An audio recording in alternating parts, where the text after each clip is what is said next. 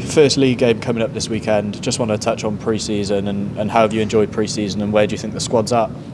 Hugely enjoyable.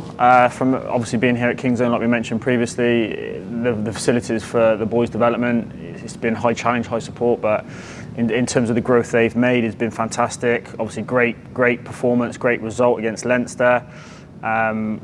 Straight into a pre-season camp. So in terms of the togetherness of the group, it's been really good for the group in terms of that coming together, a sense of purpose and clarity and direction as we move towards Academy League 1 and 2, which is going to be tough. Back-to-back away games, London, South and Central, formerly Irish and now Bristol. So boys are hugely excited. It's almost like the business end now before they go back to their final year of school and college. So exciting times. And obviously that togetherness would have helped by the boys that had come up and played last year and the fact that they've already played together and they know each other's games. Oh, for sure. And I think that those boys that experienced it last year, they've probably been the standout boys amongst the group in terms of bringing others on, sharing experiences. And I think it's only shown with their performances against Leinster and the Academy Festival at Malvern as well. And just in terms of that togetherness as well, it's also been driven home by Luds coming in, speaking to the boys. We trained against the Gloucester Hartbury women on Monday, and then Skivs spoke to the boys on Tuesday night as well, in and around backing it up.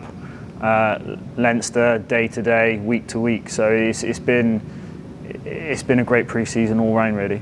And just touching on that Leinster game again, you mentioned before the game that you were really happy with the pre-season preparations, but you never really know where you're at until you played a game. So you must have been happy with the performance first of all, and obviously that result. Yeah, I think some of the things, you're always worried, but I think that first half performance especially was really pleasing.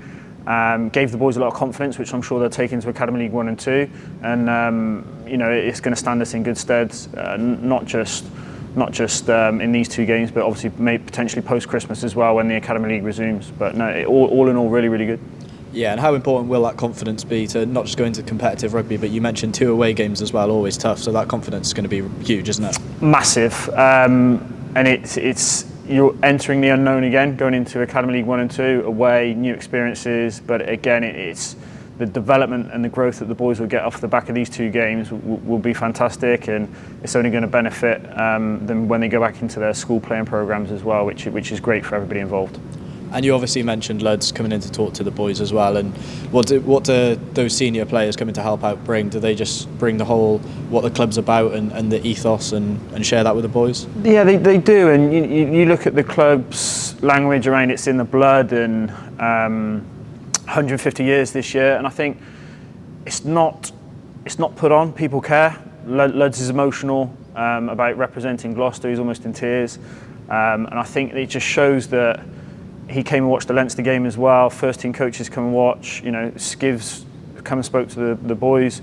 I don't see many clubs having that element of buy-in, and there generally is, whether it's the Gloucester Hartbury women's team, the under-18s, the under-16s, there's a want and a willingness for the club to succeed at all levels. And I think for the under-18s that are experiencing the Academy League this year, for people like Luds and Skivs to come in and give up their time and talk to them, it gives them that belief and confidence to want to be part of something, and ultimately that's what Gloucester Rugby is about, is being a part of the club in the city. Yeah, and ultimately as well, these players are developing to hopefully be first team regulars for the Cherry and Whites, and when you've got the club captain and the head coach come in and tell them, it does give them that belief, doesn't it, to reach that belief. It inspires them, the aspiration to get there. Obviously it's tough, maybe one or 2 potentially will, it might just be 1, but it's still part of being something, and that's what we're trying to drive at the moment, that we're going to make lifelong memories in the next 12 months with this particular group of under-18s, as we do every year. But it's bespoke to them on their journey, whether that's individually and collectively, and having Luds and Skivs come and add value to that is massive for us in our academy programme. And what are your sort of aims and ambitions for the season? Obviously, is it develop and win games, or a mix of both? Ultimately, it's development.